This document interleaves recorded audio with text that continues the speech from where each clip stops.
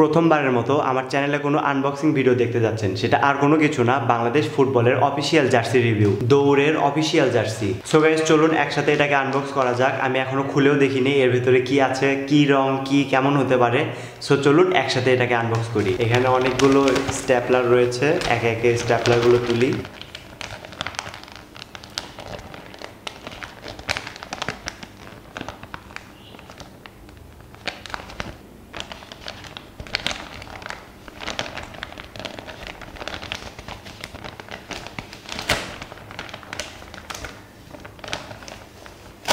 এরপরে একটি চেন রয়েছে, এই চেনটা খোলার বাকি।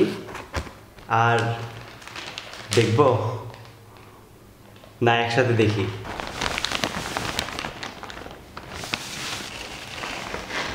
Wow, so beautiful. নর্মালি আমরা যেমনটা দেখি জাঁকজমকপূর্ণ একটি জার্সি, কিন্তু এটা তেমন নয়। এটা সিম্পল কোয়ালিটির একটি জার্সি। জার্সির সামনে রয়েছে মাত্র দুটি লোগো, একটি দৌড়ের অফিসিয়াল লোগো এবং আরেকটি বাংলাদেশ ফুটবল ফেডারেশন বাফুফের লোগো। এবং জার্সির পিছনে যদি আমরা দেখি, বাংলাদেশের ম্যাপ দিয়ে ক্যালিগ্রাফি করে একটি আর্ট করা হয়েছে, যেটি আমরা আগের লাল জার্সিতে অর্থাৎ অ্যাওয়ে জার্সিতেও দেখেছিলাম। দৌড় এটি অনেক সুন্দর একটি জার্সি আমাদেরকে উপহার করেছে এবং আপনি জানলে অবাক হবেন, এই জার্সির ডিজাইনার একজন নারী। এবং আপনি একটি প্রশ্ন করতে পারেন যে বাংলাদেশের পতাকায় তো সবুজ এবং লাল রং রয়েছে, তো আমাদের পতাকায় কেন সাদা রংটা হাইটভাবে করা হয়েছে এবং পুরো জার্সিটাই ধরা চলে সাদা রঙের, কিছু জায়গায় অন্য কিছু রং রয়েছে। তো ইউরোপীয় দেশের মধ্যে এরকম অসংখ্য উদাহরণ রয়েছে যাদের দেশের জার্সিতে পতাকার কোনো রঙই নেই, এরকম অসংখ্য উদাহরণ রয়েছে। আর আপনি যদি বলেন যে বাংলাদেশের জার্সিতে লাল এবং সবুজ নেই, তাহলে এটি একদম বড় একটি ভুল হবে, কেননা দুই পাশে জার্সিতে সবুজ রং রয়েছে এবং গলার এখানে লাল সবুজের একটি মিশ্রণ রয়েছে এবং দৌড়ের যেই লোগোটি সেটিও কিন্তু সবুজ রং দিয়ে করা হয়েছে এবং দুই হাতের ডানাতেও কিন্তু লাল এবং সবুজের মিশ্রণে একটি ডিজাইন করা হয়েছে। যদিও আমি এই মুহূর্তে জানি না, একটু রিসার্চ করে দেখতে হবে এটা কিসের ডিজাইন। জার্সিটা হাতে নিয়ে আর ভাল লাগছে না, একটু পরে দেখি।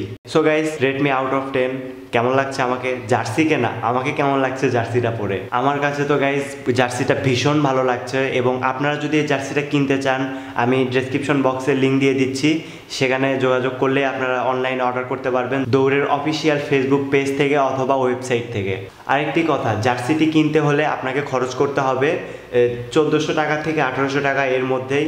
আর গাইস, আমি কিন্তু এটা জার্সিটা বাই করেছি, আমাকে কিন্তু স্পন্সর অথবা গিফট করা হয়নি, আমি এটা নিজে বাই করেছি।